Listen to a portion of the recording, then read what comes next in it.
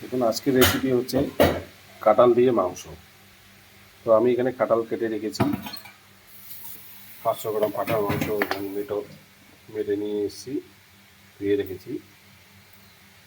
এখানে পেঁয়াজ, লঙ্কা, টমেটো, আদা সব কেটে নিয়েছি।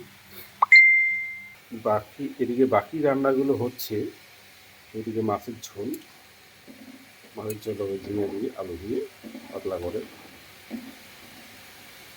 এটা নতুন একটা রেসিপি, আপনারা কেউ কেউ খেয়েছেন কি জানি না।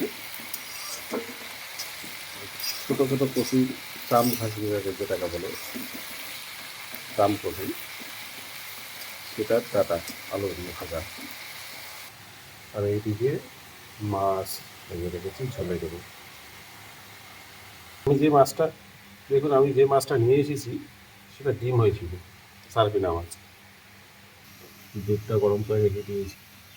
অনেকদিন পরে আজকে পান্তা ভাত খাবো। এই পান্তা ভাত জল দিয়ে রেখেছে, একটু পরে খাবো। ভাত হয়ে গেছে।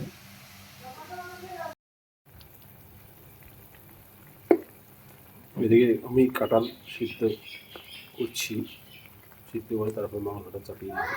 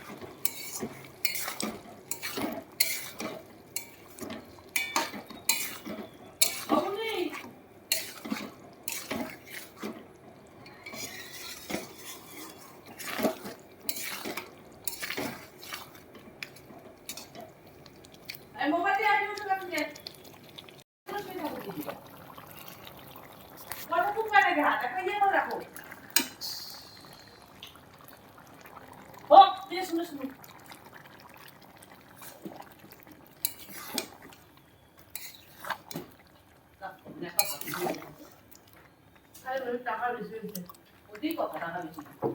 টাকা বেশি জানা নেই।